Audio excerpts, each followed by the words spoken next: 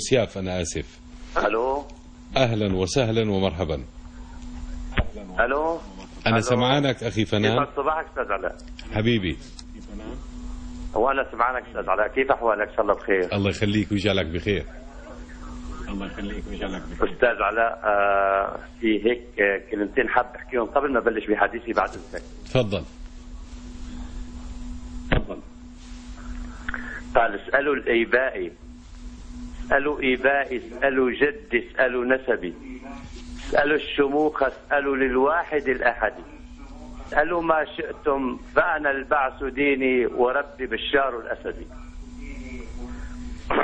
يعني أستاذ علاء، معلش حتى يا أخي فنان، يا أخي فنان نعم. يعني حتى نعم. أنا أشرح ما قاله الأخ فنان حسن، هذا قول يعني تداعيات شعرية حتى لا يؤخذ على كلامه. هو نوع من فيض مجازي، ولا يقصد بهذا الكلام الشيء المحدد الذي لفظه، ولكن هو شيء من المجاز. مثل واحد بيحب واحدة كتير كتير بيقول لك أنا بعبدك، هو لا يعبدها وإنما يحبها حبا شديدا. من فيض حبه هو من استخدم المجاز في المسألة. تفضل أخي فنان. نعم. أستاذ علاء، نحن أولا بالدرجة الأولى نرفض كل الطائفية. هي محسوبة يعني محصورة حصرا، ما في الطائفية مرفوضة عنا. هي واحد. اثنين، بتمنى سعد الحريري وعبد الحليم خدام وقت اللي اجتمعوا بتركيا شلون فيلتمان عمل لهم هذيك البهدله، لانه الخطه تبعهم فاشله 100% استاذ علاء.